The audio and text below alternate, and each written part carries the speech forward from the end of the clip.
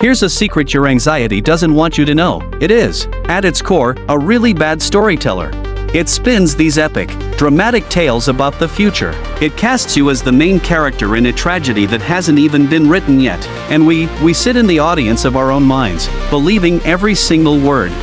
But what if you could step out of that audience? What if you could, gently but firmly, take the microphone back? Today, I'm going to show you why managing that feeling is simpler than you've been led to believe. It's not about silencing the story. It's about changing the channel. If you've ever been lying in bed at 2 a.m., mentally rehearsing a conversation from 3 years ago, or felt your heart race because your inbox has one unread email, or just had a vague, swirling sense of dread about a future you can't control, you are so not alone.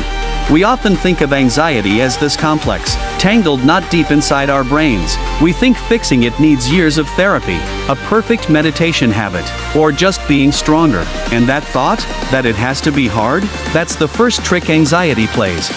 It makes the solution feel as big and scary as the problem itself. So we avoid, we distract, we power through until we're exhausted. But what if the most powerful tool wasn't fighting the feeling, but understanding its simple, faulty mechanics? See, the good news? You can gently unstick that alarm, and you don't need a PhD to do it. Today, we're going to walk through a framework I call the 3 anchors. Think of yourself as a ship in that stormy sea of thoughts and feelings. You don't have to control the storm. You just need to drop anchor so you don't get swept away. These are your 3 anchors. Anchor 1, the body check. This is about calming the physical alarm that's already ringing. Anchor 2, the thought audit. This is where you politely interview your inner doomsday storyteller. And Anchor 3, the micro step. This is how you prove to your brain that you're safe. Right here, right now. Anxiety isn't some mystical curse. It's often just your body's ancient alarm system getting stuck in the on position because your mind is, well, time traveling. It's living in a terrible future that might happen, or reliving an edited past. And your poor, present moment body is like, whoa, a threat. Sound the alarms, even though you're just sitting at your desk drinking tea. Let's start with Anchor 1, the body check. Your mission is not to calm down. That's too vague. Your mission is to interrupt the signal. Here's your first quick win demo. Try it with me right now, even if you're feeling fine. First, take a breath in through your nose, and then, let it out through your mouth with a long, audible sigh like you just heard the most ridiculous piece of gossip. Ha aoa. Do that twice. Seriously, do it. What did that do? It physically triggered your parasympathetic nervous system, your body's brake pedal. It's a biological override switch. If you have 60 seconds, level up to the 5-4-3-2-1 grounding game. Look around. Name 5 things you can see. The lamp, your phone, a speck on the wall. For things you can physically feel, the chair under you, your socks, the air on your skin.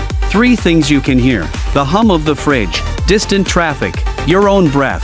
2 things you can smell, coffee, laundry. Nothing is a valid answer. 1 thing you can taste, the last sip of water, your toothpaste. Why start here? Because your body is happening right now. You can't grab a thought as easily as you can feel your breath. When anxiety hits, your nervous system is in fight or flight. Logic goes out the window. So we must speak its language first, sensation. This isn't woo-woo magic. This is sense-based reality testing. It yanks your brain's processing power away from the scary movie of the future and forces it to process the boring, safe reality of the present. The storm might still be there, but you've just dropped a 100-pound anchor. You're not adrift anymore.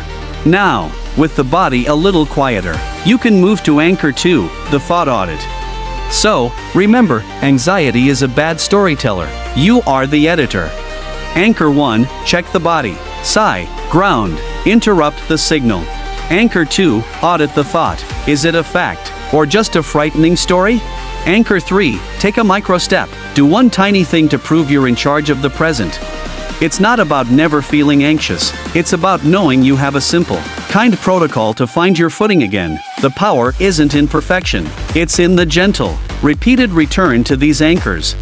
Which anchor will you try first? Let me know in the comments. If this felt like a friend sharing a useful secret, do us a huge favor, hit that like button and subscribe. It helps us keep making these stories for you.